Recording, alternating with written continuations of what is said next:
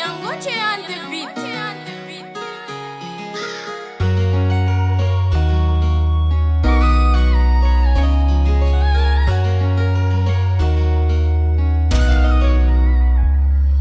Fa mami kulotra ny fotona le tao andakilasy laindray dabily verina tsaiko fona tiako tsapanao famba tadidio mamela amerina ny lasa fatsy anadiny tavela sary ao an-tsaina fatsy hoadiny sendra nandalo ny tranonareo aho maly de tsaroky ireo fahiny teo antokotany le filalavatsika refiny de volana defa sendra de volana milalo faribolana ohatrandreno hoe lanonana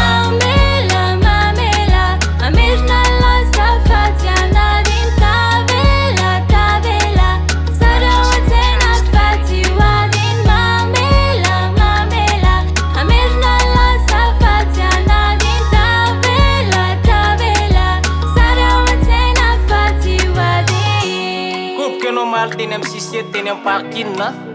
miaraka tamin'igny gofboy de nisomponainareo anakiray tony lalovanao mazana fotsiny le gofboy taloha nefa tsy sasatry ny matsiaro anao.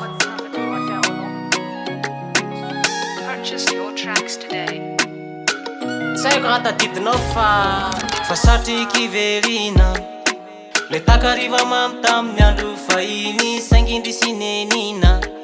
tsy nolazaiko taminao tamin'iny andro niny nifoko tody omelina fa tete mangina ty fotsy manatsiny taona nefa nerina zay izy voataitra tamin'ny torimaso niny